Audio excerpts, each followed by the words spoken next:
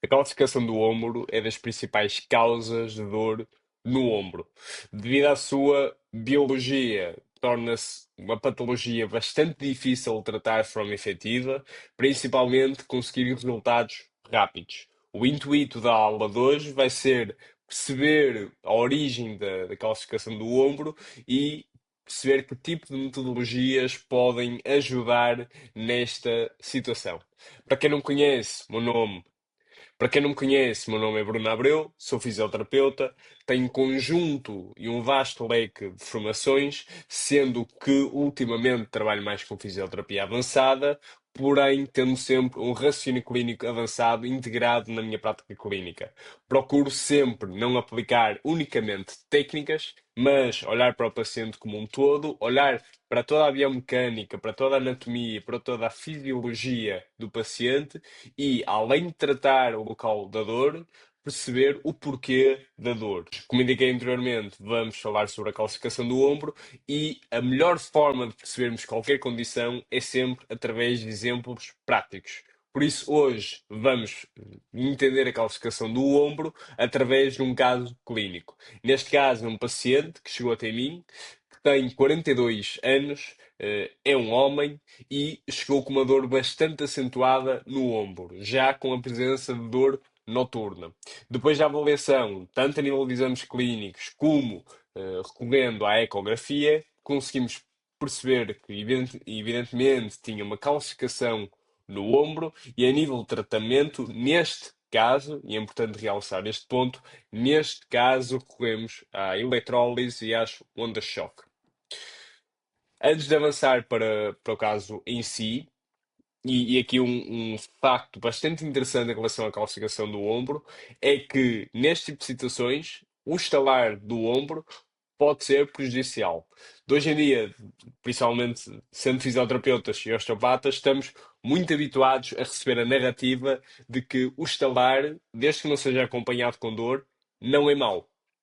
Bom, nesta situação não se passa isso e temos de ter atenção a isto. Porquê? O paciente chegar até nós com uma sensação de um clique, de um snap, como é referido aqui neste artigo, do ombro, mesmo que não seja com dor, podemos ter que avaliar, tá? Porquê? Porque podemos estar numa fase de formação da calcificação e pode estar a desenvolver para algo maior. Por isso, a minha visão dentro deste tópico é importante seguir a narrativa geral, porém não usar de forma isolada. Não podemos pegar em regras gerais e tentar aplicar isto em todos os pacientes. Não vai funcionar assim. E aqui a questão de estalar torna-se muito, muito importante não ignorar. Avançando. Bem, a melhor forma que temos de perceber a calcificação e a analogia perfeita é o exemplo da formação e de como se dá uma avalanche. Isto porque, como devem imaginar, uma avalanche não se dá de um dia para o outro. Isto porquê? Porque é necessário toda uma condição climatérica para se formar a avalanche. O que é esta condição climatérica? Será todo o vento que é necessário empurrar a neve num determinado sentido, a temperatura tem que ser ideal para a neve se formar e se acumular no pico, até que chega um ponto, às vezes passado meses e anos, em que se dá a dita avalanche. E é onde se dá realmente o pico da neve e de todo o desastre que vem com esta. A calcificação assemelha-se bastante à avalanche porque funciona de uma forma muito parecida. Com este quadro conseguimos perceber perfeitamente isso. Bem, a calcificação forma-se e desenvolve-se maioritariamente em quatro fases, ok? Que é a fase formativa, a fase de repouso, a fase de reabsorção, e muito importante esta fase de reabsorção, e a fase de pós-calcificação, ou fase reparativa. A primeira fase que temos que perceber, e na verdade é onde tudo começa, é a fase formativa.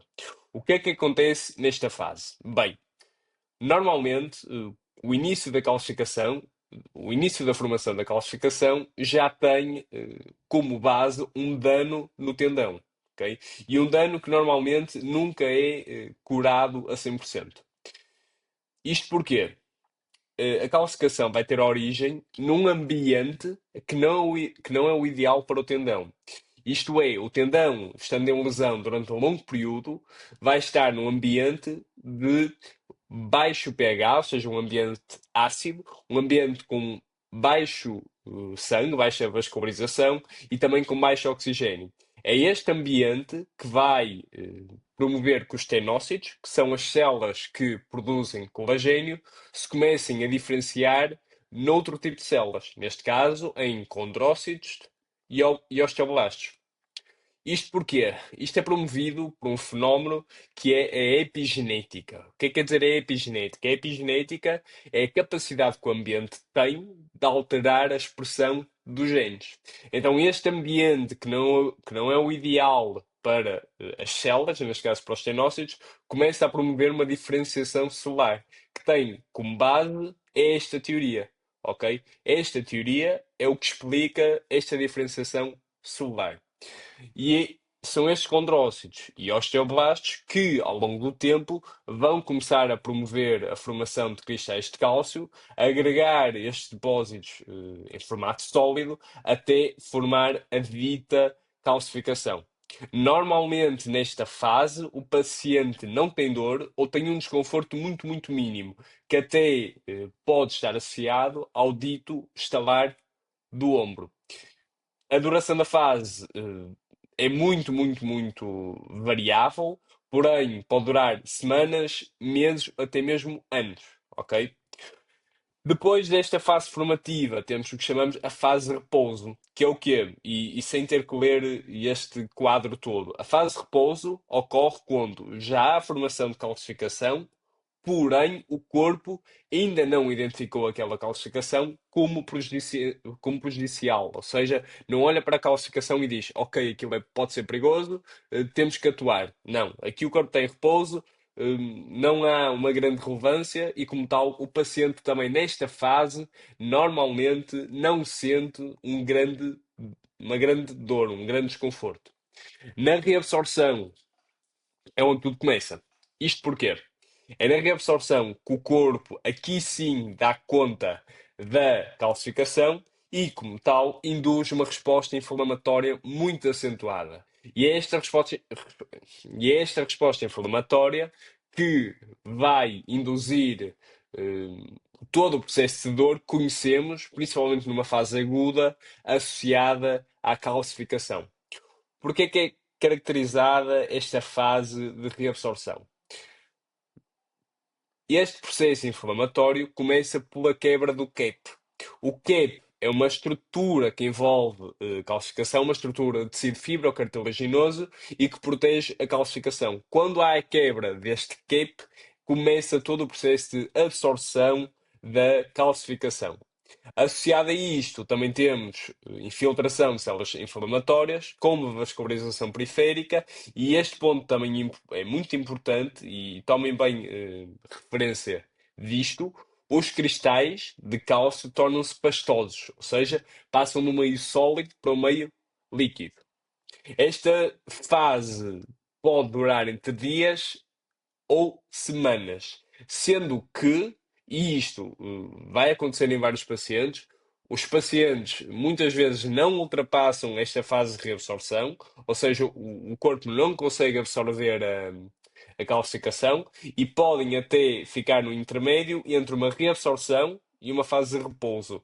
Ou seja, a calcificação está presente e às vezes pode dar dor, outras vezes não dá dor, porém, o que se verifica nestes pacientes que ficam neste intermédio de fases é que nunca recuperam, mesmo às vezes passado 1, 2, 3, 4 anos. Isto porque o corpo não conseguiu produzir o ambiente inflamatório necessário, ou que seria um bom ambiente inflamatório, para conseguir absorver a calcificação. E isto deve-se a vários fatores, quer seja a nível local, ou seja, a nível tendinoso, como a nível sistémico, ou seja, alterações metabólicas podem influenciar, a presença ou não de exercício físico também, lesões passadas, ou seja, nunca podemos atribuir unicamente um fator que está associado a esta incapacidade de conseguir absorver a calcificação de forma efetiva. Depois da reabsorção, Se a coisa correr bem, temos a fase pós-calcificação, em que, após a calcificação ter sido absorvida, os fibroblastos começam a produzir colagênio, inicialmente colagênio tipo 3, que, novamente correndo bem, vai se diferenciar para colagênio tipo 1. E conseguimos então ter assim um tendão saudável e apto para produzir e receber carga.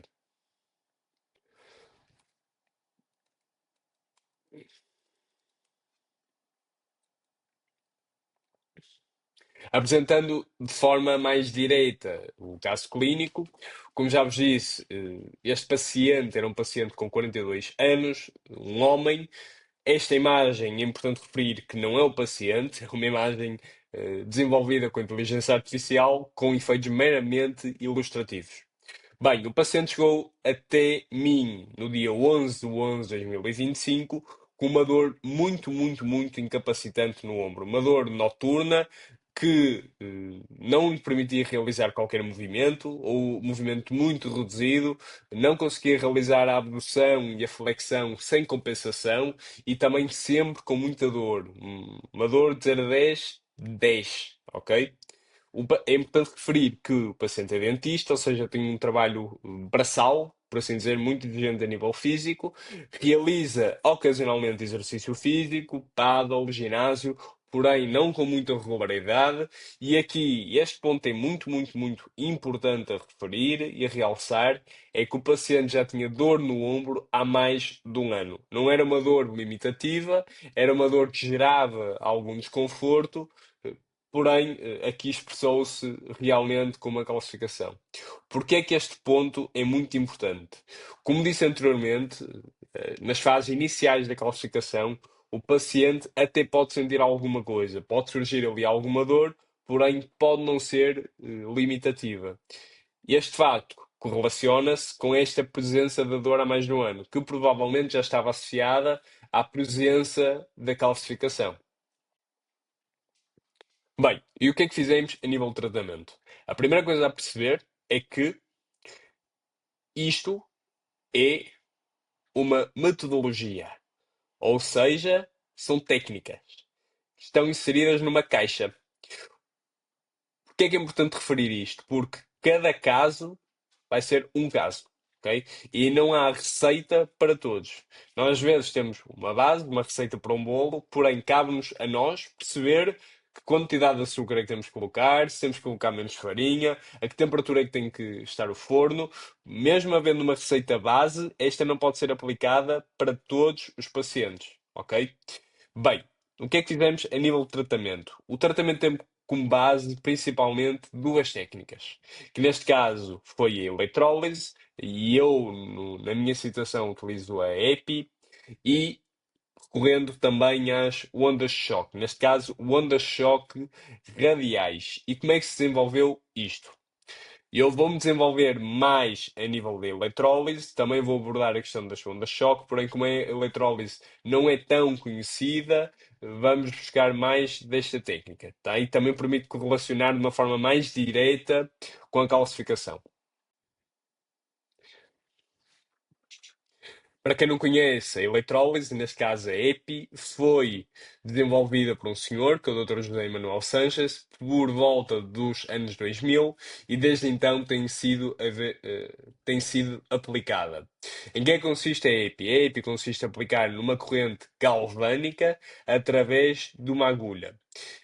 A agulha recebe então esta corrente e permite aplicar diretamente nos tecidos esta corrente galvânica que é gerada por este aparelho, que em suma se traduz num cátodo, que é este manípulo que vem aqui, que é onde vai entrar a agulha, e tem mais dois, três ou um elétrodo, depende da forma como é aplicado, que são os ânodos, neste caso vão ser os polos positivos, e que vão permitir gerar uma corrente elétrica, que neste caso será este feixe branco que vem aqui na ecografia, neste caso a atravessar uma bursa. A EPI possui seis efeitos principais, porém, neste caso, e para sermos bastante diretos ao assunto, eu vou falar em três. E estes três vão ser a própria eletrólise, vai ser a eletrotaxia e vai ser a liquefação. O que é cada um destes efeitos? Primeiramente, explicando a eletrólise consiste em quebra de proteínas ou quebra de células através da aplicação de uma energia ou associado a uma energia. Porque é que isto é importante? É esta eletrólise induzida pela corrente galvânica que vai ajudar a romper o cape. E se bem se lembram, o cape é a estrutura de tecido que envolve a calcificação e que, quando se quebra, é o que dá início ao processo de reabsorção. Porquê é que isto é tão importante? Principalmente em casos em que a calcificação permanece durante 1, 2, 3 anos e o paciente tem dor constante e não se resolve, isto é muito relevante. Porquê? É esta eletrólise, permitindo a ruptura do CAP, que vai induzir o processo de reabsorção, em que muitos pacientes não conseguem entrar de uma forma efetiva. E porquê é que isto se torna tão belo associado à EPI? Porque, além de conseguirmos induzir esta quebra do CAP, ou seja, de induzir uma reabsorção, também conseguimos induzir uma inflamação nova. Porque é que isto, novamente, se torna tão importante? Como referimos no início, a inflamação que está presente em casos crónicos do ombro, associada à calcificação, não é uma inflamação boa, ou seja, não é uma inflamação suficiente que permite absorver a calcificação. Então, com a aplicação da EPI, nós conseguimos romper o CAP, dar início à reabsorção e também conseguimos induzir uma nova inflamação. Inflamação esta que precisamos para absorver a calcificação de uma forma efetiva. Além disto, além da eletrólise, também conseguimos promover um processo que é a eletrotáxia. Eletrotáxia, que é o quê? Que é a migração de células mediante campos elétricos. E neste caso, as células que vamos conseguir estimular vão ser os macrófagos. Os macrófagos são células que pertencem ao sistema imune e que também vão permitir conseguir absorver esta calcificação. Por último, e também muito importante, é a liquefação, que consiste em tornar a matriz extracelular degenerada mais fluida e menos densa. Resumindo, vamos conseguir fazer com que a calcificação passe do meio sólido para o meio líquido. E se bem se recordam, como referimos na fase inicial, na fase de reabsorção, é caracterizada por dois momentos. A quebra do CAP, que já conseguimos fazer aqui, com a eletrólise, mas também o processo em que a calcificação passa do meio sólido para o meio líquido. O que é que isto quer dizer? Com a aplicação da API, nós temos a capacidade de induzir tudo o que ia acontecer de forma natural no corpo para a calcificação ser absorvida, certo? Mas não aconteceu. E por isso é que esta técnica se torna tão efetiva neste tipo de casos. Principalmente em casos crónicos de dor no ombro associada à calcificação que não foi resolvida de forma natural. Ok. A carga usada na eletrólise é um dos tópicos que continua a ser discutido de forma quase mensal. Ou seja, ainda não há bem uma carga estabelecida em que conseguimos perceber a 100% os efeitos biológicos. Porém, o estudo mais recente e as metodologias que têm vindo a ser mais aplicadas têm como base este quadro aqui apresentado, ok? Que consiste em quê? Este quadro explica-nos que com doses ou com intensidades entre 3 a 6 amperes, nós vamos conseguir induzir uma melhor resposta inflamatória, que é marcada pela interleucina 1 beta, ok? E com menor dano tecidular, que é marcada por estes dois pontos, ok? E é com esta intensidade entre 3 a 6 miliamperes, com uma duração, e aqui também ainda não há um tempo certo, mas será entre 20 a 25 segundos, neste caso 24 segundos, normalmente não aplicados de uma forma contínua. Por exemplo, o que fizemos, e já aproveitando a deixa, o que fizemos neste caso de calcificação foi aplicar 6 miliamperes durante 6 segundos durante 4 impactos. Ou seja, fizemos 6 segundos uma vez, mais 6, 12 segundos, mais 6, 18 segundos e mais 6, 24 segundos. Ok? E foi o que fizemos neste caso de calcificação no ombro. Porque é com esta intensidade e com este tempo que conseguimos mais interleucina 1 beta e menos toxicidade celular. E conseguimos também todos os efeitos que expliquei anteriormente naquele quadro, seja a eletrólise, a eletrotáxia e a liquefação. Associada às ondas de choque, aplicamos também peço desculpa, associada à EPI, aplicamos também as ondas de choque. As ondas de choque não me vou desenvolver tanto a nível de como funcionam, pois acredito que, sendo fisioterapeuta, já conheces bem aqui os efeitos das ondas de choque, porém, de uma forma muito resumida, com as ondas de choque e relacionando diretamente com a EPI, nós conseguimos induzir um efeito de permeabilidade solar. E porquê é que isto é importante? E este efeito de permeabilidade vem do efeito da cavitação da onda de choque. O aumento da permeabilidade solar, do meu ver, e eu não tenho qualquer estudo que apoie esta teoria, vem apenas por entender os mecanismos de aplicação de cada uma das técnicas. Com as ondas de choque, nós conseguimos aumentar e potencializar os efeitos da EPI. Porquê? Se nós com as ondas de choque conseguimos aumentar a permeabilidade solar, então quer dizer que estas vão estar muito mais suscetíveis a receberem a inflamação, os efeitos induzidos pela EPI, de uma forma muito mais prática. E isto torna-se muito importante porque, correlacionando estas duas técnicas, conseguimos aumentar ainda mais os efeitos da EPI, os efeitos da eletrólise. Novamente, eu não tenho qualquer estudo que apoie esta teoria, porém é interessante e correlacionar estas duas técnicas porque vejo efeitos bastante efetivos na minha prática clínica. Também é importante usar as ondas de choque, mais no sentido de analgesia, ok? Isto porque as ondas de choque, além dos efeitos que têm a nível químico e mecânico, por assim dizer, também conseguem induzir um efeito analgésico. Ou seja, não perdemos nada em conjugar estas duas técnicas. Então, numa única sessão, aplicamos as ondas de choque e a EPI, que neste caso está ao contrário. Mas na mesma sessão aplicamos a EPI e depois as ondas de choque. Primeiro a EPI, depois as ondas de choque. Porém, poderia ter sido ao contrário, ok? E até poderia ser melhor por causa do efeito de analgesia induzido pelas ondas de choque. Porém, eu preferi logo avançar com a EPI no início da sessão. Estas duas técnicas foram então aplicadas de forma seguida e, após uma semana desta sessão, os resultados que conseguimos foram estes.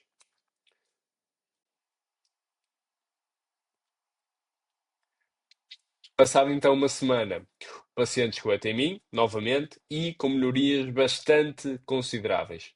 Novamente, isto é uma imagem meramente ilustrativa, não é o paciente, porém, o paciente no dia 19 do 11 chegou com flexão e abdução praticamente total, diríamos 170 graus, acima de tudo, sem dor noturna, sem dor diurna e apenas um leve desconforto no final do movimento, da flexão e da abdução, que depois até chegamos a perceber que vinha de uma calcificação do infraespinhoso, que a posteriori tratamos.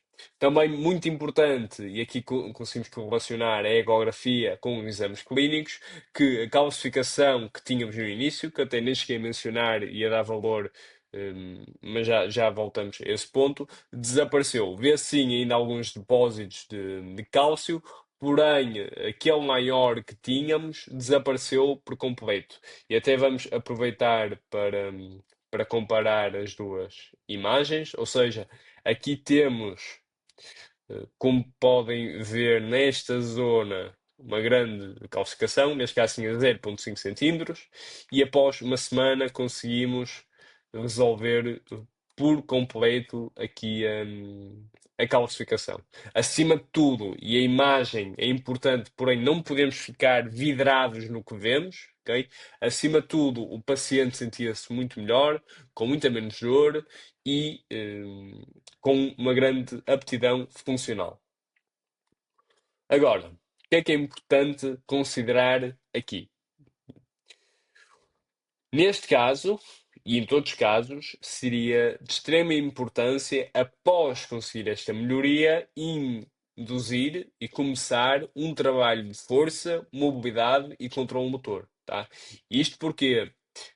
Porque não havendo este trabalho de base, e este controle motor, esta mobilidade e esta força, corremos um grande risco de voltar a ter uma recidiva. E recidiva, não digo unicamente a calcificação, porque aí é difícil, porém pode acontecer, mas sim dor no ombro. Tá? Então seria muito importante o paciente realizar um trabalho de força, mobilidade e controle motor. Neste caso não foi feito, pois o paciente foi de férias, não demos continuidade ao tratamento, porém seria muito importante fazer este trabalho e vou realçar mesmo este ponto.